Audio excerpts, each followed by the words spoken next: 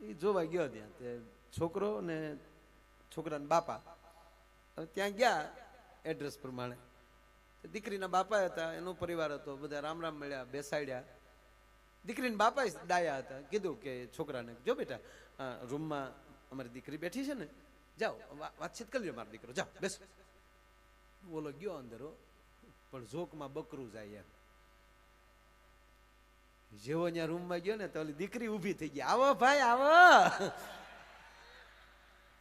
હે ભાઈ તમે કેટલા બેન ભાઈ? તા કે બે ભાઈ ને એક બેન હતા, આજથી બે બેન ને બે ભાઈ. ઘઉ બધી ને બારો. તને બાપાએ પૂછ્યું કા બેટા રેડી? હા બાપા રેડી. તમારે એક દીકરી વધી ને મારે એક બેન વધી.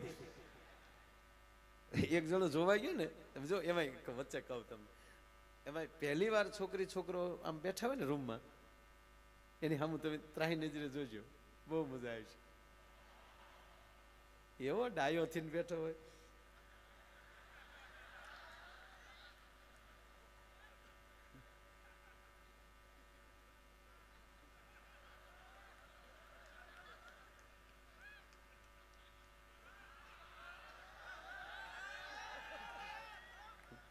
હામે એમ હોય, હામે તે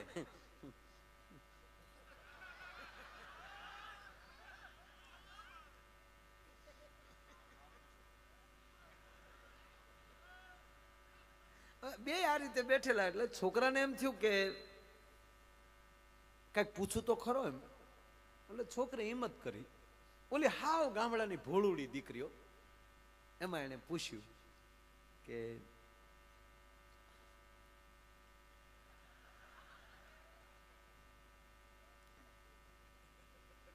પૂછવું યાર. કઠણ થી આખું વિસી ગયો. પછી પૂછ્યું કે એકચ્યુઅલી તમારી એજ કેટલી થઈ? હું કયો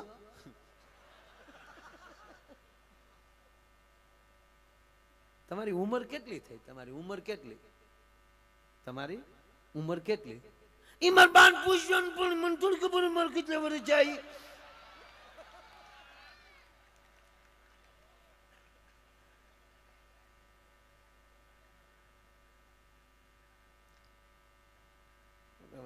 કરવું શું? એટલે પછી છોકરાને એવું થયું કે કેટલું ભણ્યા એ પૂછું, અને જેટલું ભણ્યા હોય એમાં 5 વર્ષ નાખી દઉં એટલે ઉંમરની આજુબાજુ આવી જાય. એટલે એને બીજી વાર પૂછ્યું કે તમારો અભ્યાસ કેટલો? એ મારા બાન નો ખબર હોય. એ બાને આને ચૂક છેલ્લી વાર એક પ્રશ્ન પૂછી લઉં, નહીતર છેલ્લે પૂછ્યું કે તમને ડ્રેસ ગમે કે સાડી ગમે? એ મારા બાન પૂછ્યું ને તો આવ્યા છે ને પૂછ્યું જાવ. તા તો ઓલો ઊભો થઈ ગયો ને આવીને કીધું કે લે ભાણી જય માતાજી, તમારે મને ભાણી થોડું કહેવાય કે તારી બાન પૂછજે. સાહેબ બધું કહેવાનો અર્થ સંસ્કારને આવતાય પેઢીઓ લાગે અને સંસ્કારને જાતાય પેઢીઓ લાગે. મારો કહેવાનો સૂર એ છે. અરે જેની પાસે સંસ્કાર હશે જ્યાં વહેલા મોટી સંપત્તિ આવશે. સાંભળી લેજો, જેને ખોરડે સંસ્કાર હશે. આ પ્રમુખ ગ્રુપ કનુભાઈ સાહેબ એની પાસે ભગવાને પૈસો આપ્યો છે અને એટલે એ પાછા સંસ્કાર છે ને, એટલે આવા કાર્યોમાં વાપરવાનો ભગવાને વિચાર આપ્યો છે પાછો. બાકી એમ ન માનતા કે દુનિયામાં રૂપિયો નથી. રિલાયન્સ નું પડીકું વાળીને ખિસ્સામાં નાખી દે એવાય દુનિયામાં આટા મારે, પણ કૂતર્યું ન ગળે ઘરમાં. લોભીના ઝાડા હોય સાહેબ. એક ભાઈના ઘરમાં કૂતરું આવ્યું દોડીનો. ત્યારે બાપાએ કીધું દીકરા આ કૂતરાને કઈક નાખ. તક પણ કાંઈ નથી. તક તો 2 લાકડી નાખ, પણ ખાધા વગર ન જવું જોવે. ત્યાં કોઈ દી ભગવાન આપતો હશે. હમણાં જ કીર્તિભાઈ બહુ સારી વાત કરીને કે એક એના છોકરો એના મિત્રને જો એક મુઠ્ઠી ચણા દેતો હોય ને માં ભાળી જાય અને કાનની બુટીઓ ચોળી નાખતી હોય, એના દીકરા કોઈ દી દાતાર ન થઈ શકે. બહુ સારી વાત કરી એને. જે બીજાને આપે એને ભગવાન આપે. પછી મોરારી બાપુ કથામાં કહે કે તમે બીજાને દેશો ને તો તમને ભગવાન દેશે, અને બીજાનું લેશો ને તો ભગવાન લેશે. આ તો પણ જે ભગવાન આપે છે અને વાતે સાચી છે ને ભલા માણસ કે એ અહીંયા તમે અમારી ઉપર તમે રૂપિયા શું કામ નાખો છો કે તમને 100% ખબર છે કે તમે અહીંયા અમે હંઘરો કરવા નથી, અમે તમને બધા આપી દેવું. આજ નક્કી ને નિતરાયેલી નક્કી કર્યો કે ભાઈ જે આવશે એ કલાકારોના છે એટલે એટલા બધા ન આવે, કાંઈ ન આવે. ભોજ્યો ભાઈ ન આવે. ધ્યાન દેજો, વાત ઝીણી છે પણ તમને બધાયને ખબર છે કે આવડા આ રૂપિયા કીર્તિભાઈ, માયાભાઈ અથવા તો દિવ્યા અથવા તો ક્યાં ગયા બારોટદેવ, આ કોઈ કલાકાર લઈ જવાના નથી. બધાય અહીંયા સત્કાર્યમાં વાપરી નાખવાના છે. એટલે માથે ઢગલા થાય ને એમ ભગવાને ઉપર જોવે છે કે આને હું ગમે એટલે આપીને આ માણસ સત્કારમાં વાપરવાનો છે, આની માથે ઢગલા કરવા જ દે. આ તમારી સામેનો દાખલો, ક્યાંય દ્રષ્ટાંત દેવાની જરૂર નથી. ઘણા અમને કે તમારી માથે ઉડે ક્યાં જાય, તારી ઘીરે આવે. આ ઘણા વિડીયોમાં જોવે ને એને એમ જ થાય કે આવડા ઓહો એટલા રોજ એટલા રૂપિયા માથે આવે, એને ખબર નથી કાંઈ બીજી.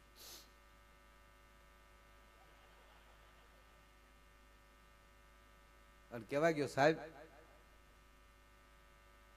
કલાના બદલામાં કીર્તિભાઈની જે ગળું છે એની ગાયકી છે એના બદલામાં આપણે શું આપી શકીએ? આપણી તેવડ નથી સાહેબ. આ તો ઠીક છે એક વ્યવસ્થાના રૂપમાં આપવા જ જોઈએ અને ખૂબ આપો. અને તોય ગુજરાતી કલાકારો બહુ ઓછા લે. હિન્દી કલાકારોને મુંબઈમાં ફોન કરો,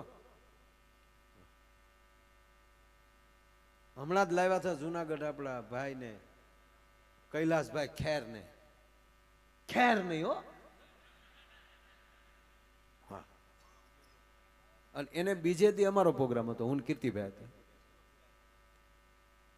તો કૈલાસભાઈના ઓડિયોસમાં વધીને 1000 થી 1500 માણા હતું. કોઈ ઓલી નથી કરતું કારણ કે એનું લેવલ આખી વાત જુદી.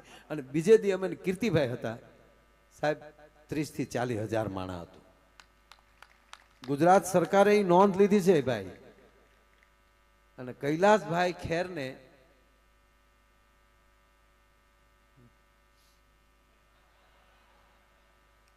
તગડો, પાંચડો,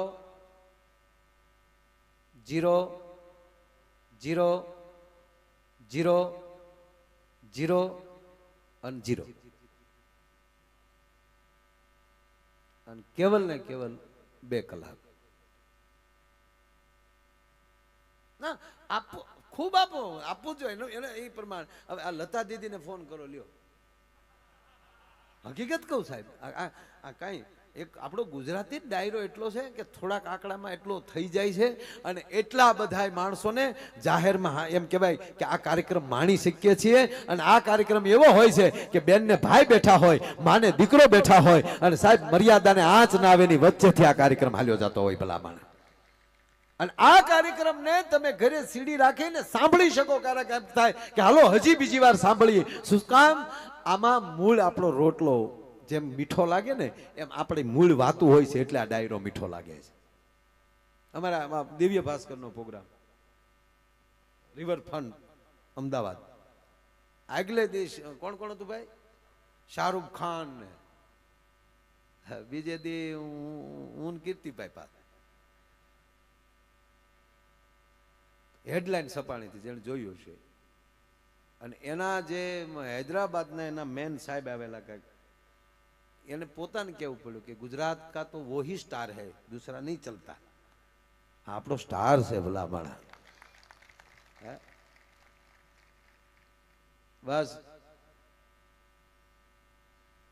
વીર મહારાજની અસીમ કૃપા ધ્યાન કે બસ આની આયુષ મોટી આપો અને એનું કાયમ ગળું ટકોરા જેવું રહે અને ગળાથી આવી સમાજની સેવા કરતા રહે. બીજું શું માગવાનું હોય ભલા માણા?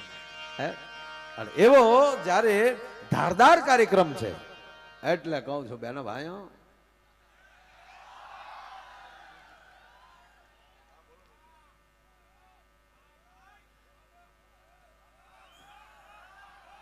અરે ભાઈ અમારા દિગ્વિજયસિંહ ગોહિલ બેઠા છે, ભાવનગરના મહેમાન છે. કનુભાઈ નો અતિ આગ્રહ. બેનો ભાઈ મને યાદ છે હું એકવાર અહીંયા આવ્યો હતો પ્રતિષ્ઠામાં. ત્યારે હું મુખ્યમંત્રી હતો બેનો ભાઈ ગુજરાતનો, મને બરાબર યાદ છે બેનો ભાઈ.